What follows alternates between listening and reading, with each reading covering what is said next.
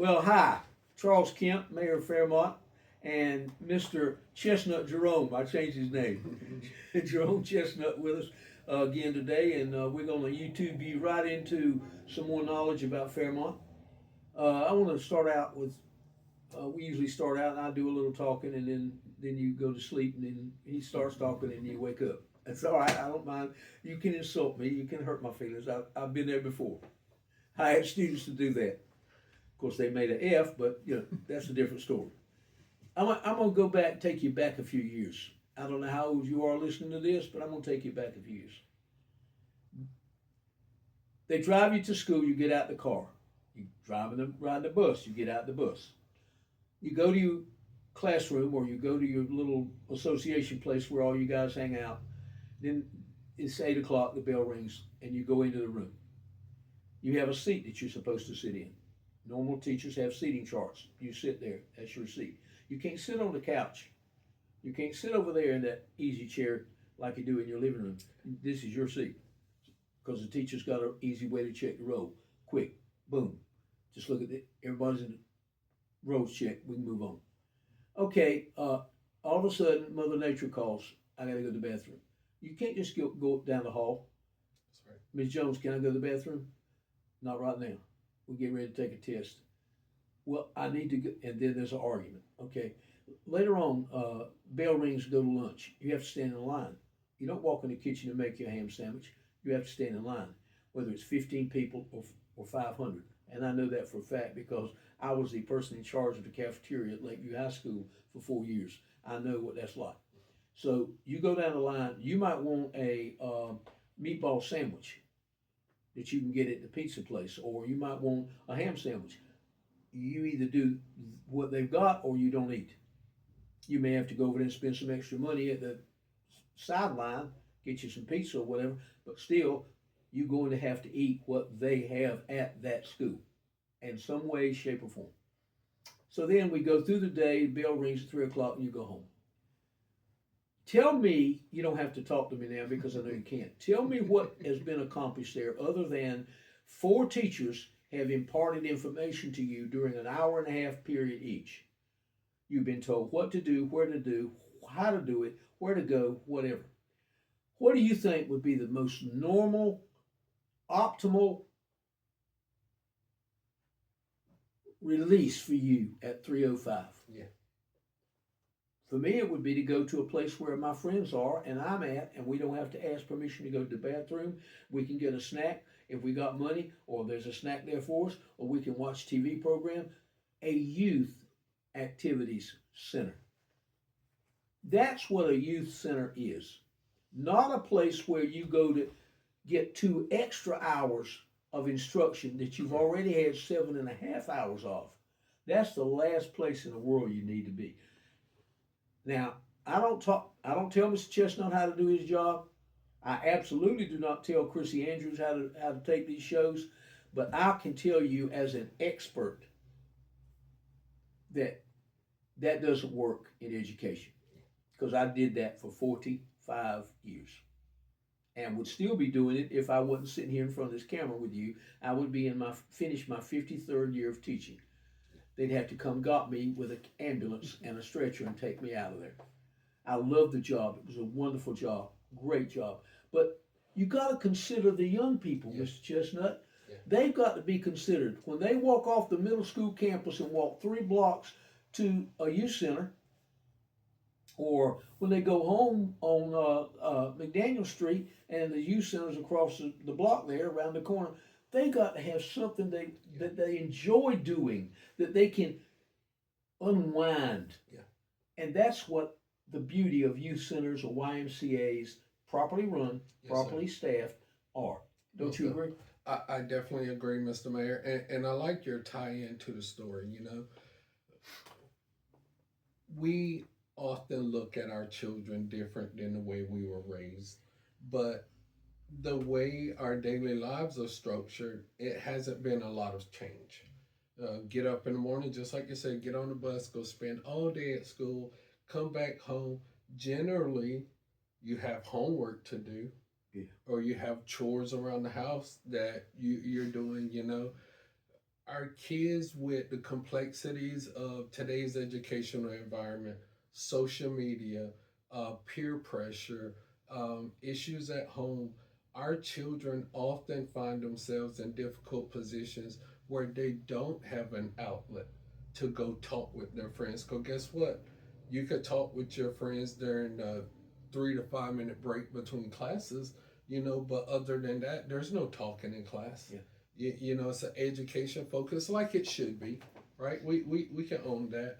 But having a youth activity center where kids can just sit around and just talk to each other's kids, where kids can just have a movie, watch a kid friendly, age friendly movie, having video games, giving kids an outlet where they don't feel the pressure of everyday kidding.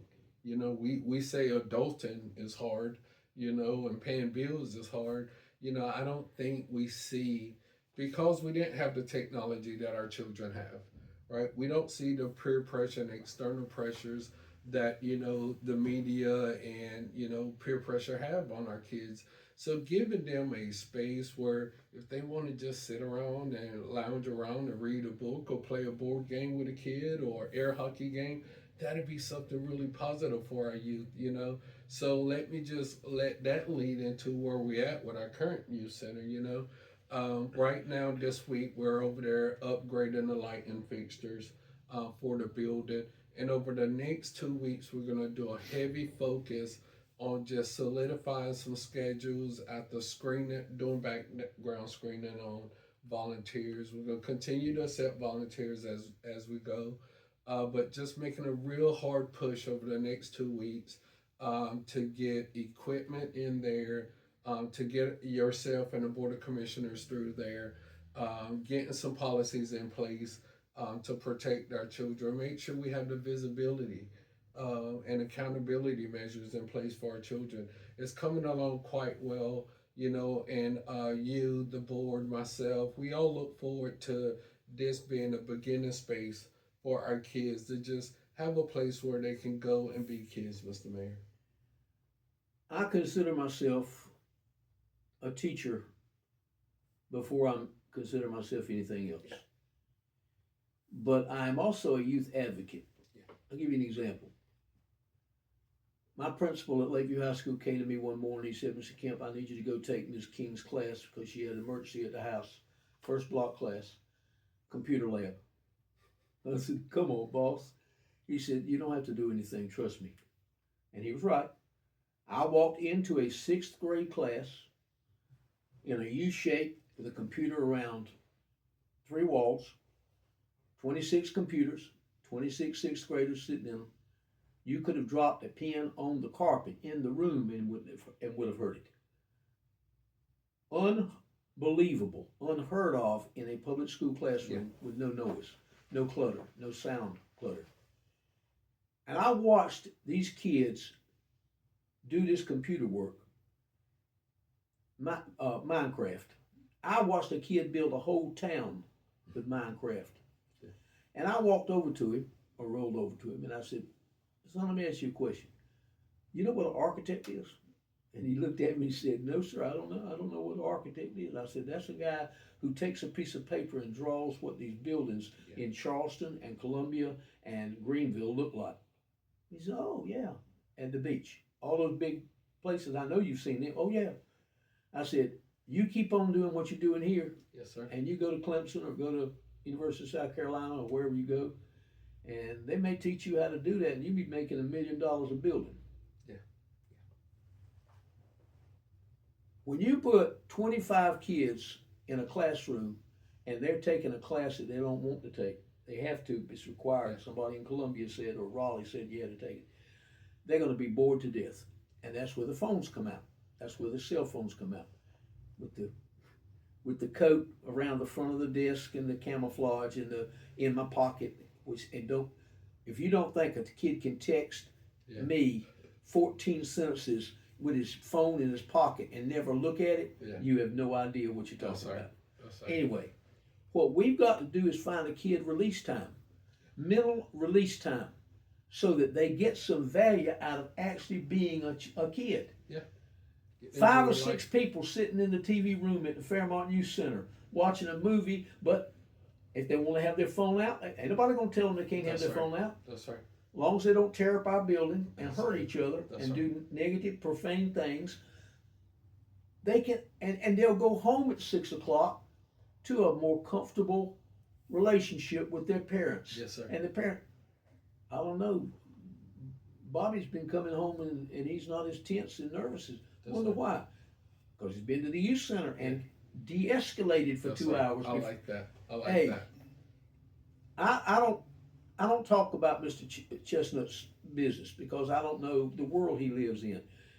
And he may not talk too much about in my world because he's never been in my world except That's at right. the time he was a student. I've watched kids fall apart right in front of my eyes because they had to have this class to pass. Yeah. And they didn't want to be in there. They would much rather be taking a motor apart Yes, sir. or Yes, sir. learning about computers. Yes, sir.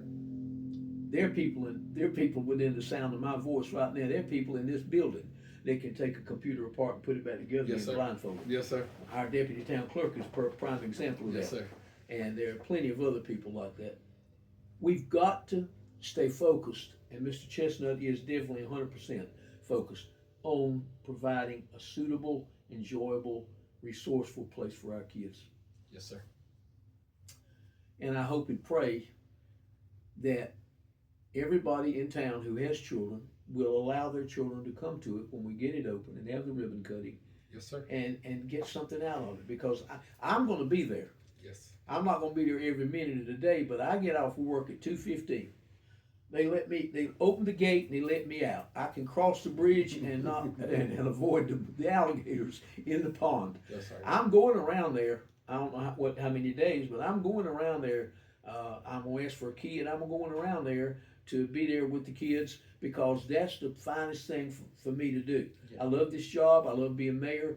But you put me in a room full of kids, and you want to have a conversation about it. Let's just let our hair down and talk. Mr. Kemp, why is this the way it is? Yes, Why, sir. I'll tell them exactly what I know. I'll be there to watch a movie with them. Yes, sir. I intend to do that. I really am. And some of our commissioners, I hope, will take. Oh, of course they will. We'll do that too, as you will. Yes, sir. So, folks, you just need to stand by. If you've got children, you're watching this. If you've got children in the Fairmont area, there's coming a youth center. I guarantee you, there's going to be a youth center, and hopefully, your suppers around the supper table are going to be less tense, and Yes. and you won't have to have Johnny get on his about picking up his room and Yeah. Mary sitting on the couch looking at her phone. Maybe there'll be a little less tension and more relaxation in homes when they have a place that they can actually, and maybe they'll stay around here. Maybe they won't. And invoke Look. conversations. Yeah, absolutely. Most definitely. Thank y'all for listening, and we'll be back next week. We're leading up to the big Juneteenth thing, and I'm gonna try and get Mayor Pro Tem Heather Siebels in here Yes. for a program. But if I can't, Mr. Chestnut and I'll do our best to carry on. That's what we do. We carry on. Thank y'all for listening.